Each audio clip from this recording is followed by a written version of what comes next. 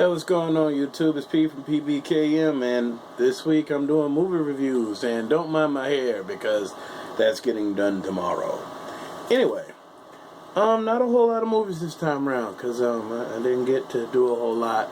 I was busy finishing up and ending Last of Us. So I got that done. It's off my to-do list. So let's go ahead and start with the first movie, Despicable Me. Okay. Not a bad movie. Glad I didn't have to pay for it. I went with somebody. It's funny, and it has its moments. A little bit of a slowdown somewhere right along the, say, 30-35% meter. But it picks right back up and pretty much is entertaining. The Minions are pretty much the big deal and such, and Gru is definitely still entertaining. Not so much as per se the first one in my opinion, but that's just my opinion. But sequels always are kind of like, so. Moving on to the next one. The next one being Grown Ups movie from Adam Sandler. This actually was pretty funny, as most of his movies are. Normally, I don't watch Adam Sandler movies in the theater. I usually do not watch them until they are very much on DVD. But this time, same person wanted to go, so I went. And it's actually pretty funny. Chris Rock is Chris Rock. Well, the four main characters are basically the same characters from before. They add in a few twists because you meet their children, and their children are actually a big part of it. And the guy who didn't have kids in the first one gets a child in this one.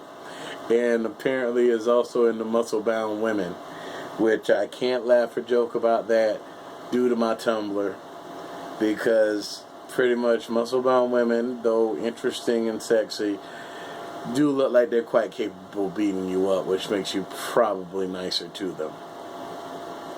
But I really don't know, and I'm not exactly wired for sanity, so I'm going to just stop while I'm ahead. Anyway,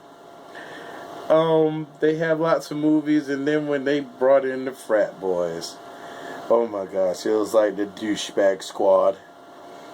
But it was really like the bros, bro, and it was just,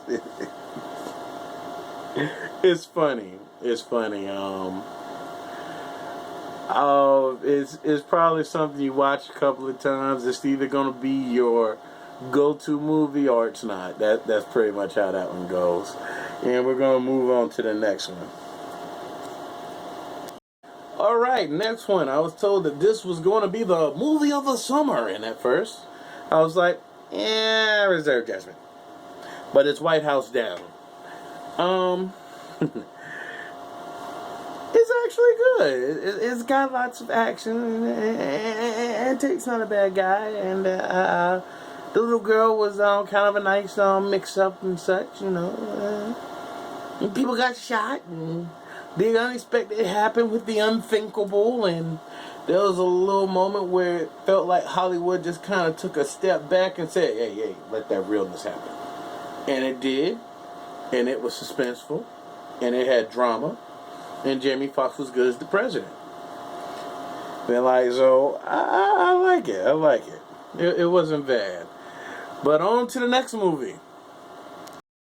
Is movie 43. This was a comedy. I kind of remember it being vaguely introduced, and it came to theaters and went quickly. Basically, it's a rather hilarious film along the lines of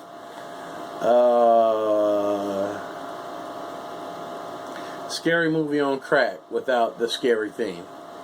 That's a good way of doing it. It's an anthology film basically, and the whole premise of it in the beginning is there's this kid, these two guys, they're stoners, and they're trying to basically fool one of the stoners' genius kid brother. And they tell him that they're looking for this movie called that's so horrible that you'll like die after watching it type of stuff. And the name, they call it Movie 43. You can tell they're putting this all together on the fly. The idea is they're distracting him from his laptop so they can put viruses on his laptop by watching all sorts of porn on it, so he'll be slow, because their brother is really good at pranking them. So that's the main theme of it, and that's kind of the storyline they roll with. And as they're looking for Movie 43, they come across these really kind of weird and messed up videos and such, because there's some moments in there that I wouldn't tell you about, but the first one is Hugh Jackman has nutsack attached to his chin. You heard that right. Cindy from the Scary Movie wants her husband-to-be to take a crap on her. There is an animated cat that loves his owner way too much.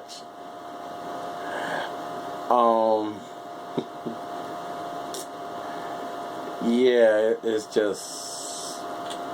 it's deranged hilarity. The one with Halle Berry in it was actually pretty funny too. Said, mostly because there was boobage. And yeah, this is probably the first time you've ever heard me say the word boobage, because there was boobage, and then there was major boobage, and it was hilarious, all in the wrong reason. But seriously, if you've got lots of guacamole, you might as well go ahead and dip some chicken breasts. That won't make sense, but you'll love it after the fact, because you'll just be like, oh, that's genius, and it's really not. But you know what? That's a good segue onto the next movie. For a more serious note. My whole show's just turning into movie reviews, ain't it? Crash and Burn. Not the continuation of Robot Jocks. Robot Jock. Having that speaking problem. Okay, Crash and Burn. Basically, this car thief becomes a federal informant. And it goes in to basically break up this smuggling ring that's, of course, stealing cars. Some people die in the process of stealing some of these cars and such, and you know how these stories go. There's going to be a big showdown and such.